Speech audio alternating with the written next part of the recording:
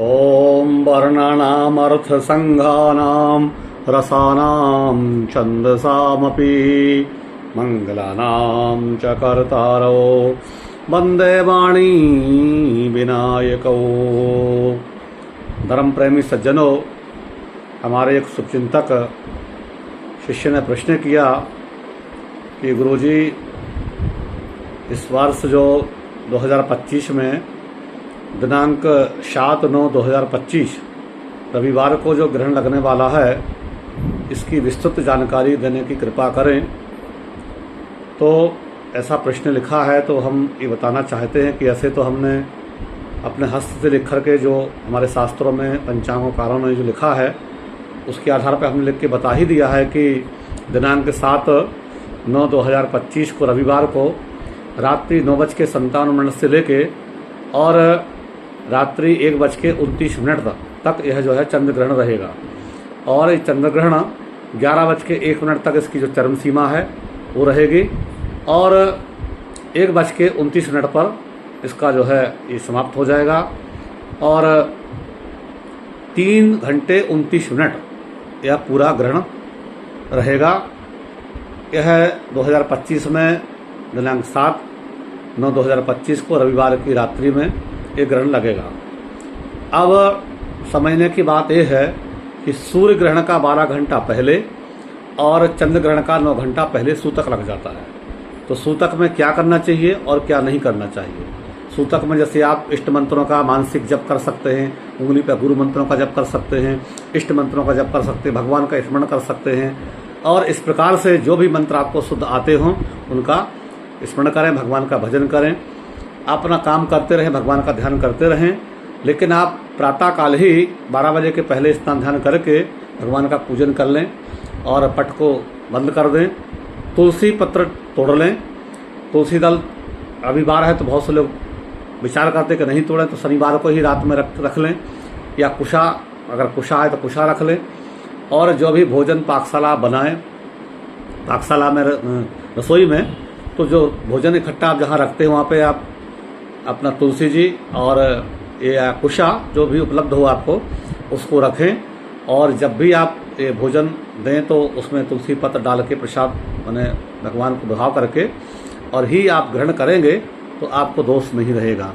तो ग्रहण के पहले जैसे कि आप स्नान ध्यान तो सुबह कर ही लेंगे, लेकिन जो साधक लोग हैं जो विशेष चाहते हैं कि हमारा कल्याण हो, रोग दोष भय संताप आदि व्याधि का हरण हो, तो उसके लिए वह 9:57 से जैसे ग्रहण लगेगा उसके पहले 15-20 मिनट पहले स्नान ध्यान करके ग्रहण के पहले तैयार हो जाएं और आसन में बैठ के पूरा मुख अपने इष्ट देवताओं का, अपने गुरु का स्मरण करते हुए गुरु मंत्रों का जप करमाला से करें और ध्यान करते हुए आप अपना जितना आधा घंटा, 1 घंटा, 1 माला, 2 माला या उंगली की जो माला 108 उंगली से भी करमाला होती है आप जपें और वह माला सिद्ध हो जाती है। आप अपने शरीर की अवस्था के अनुसार आप बैठें यथाशक्ति, तो बहुत से लोग साधक लोग मंत्रों को सिद्ध कर लेते हैं ग्रहण के इस शुभ अवसर पर। अब आप लोग यह देखें कि उस ग्रह में भी लोग, ग्रह होता तो माने ऐसे सामान्य भाषा में, लेकिन साधक लोग उसको भी शुभ बना लेते हैं, सिद्धि कर लेते हैं। तो अगर आप परिश्रम करना चाहते हैं तो आप करें और उससे कोई भयभीत होने की आवश्यकता नहीं है, डरने की आवश्यकता नहीं है। जो गर्भवती महिलाएं हैं, बच्चे हैं और जो है जो बूढ़े हैं, इन लोग को ये ध्यान रखना है कि भगवान को स्पर्श नहीं करें, पट बंद कर दें। और जो साधक लोग हैं, गर्भवती महिलाएं हैं, ये जो है अब ग्रहण को नंगी आंखों से ना देखें। विशेषकर जिनकी राशियों पर यह ग्रहण लग रहा है तो पता करके, या ऐसे भी आपको नहीं देखना चाहिए, हो सकता है आप ही की राशि हो। और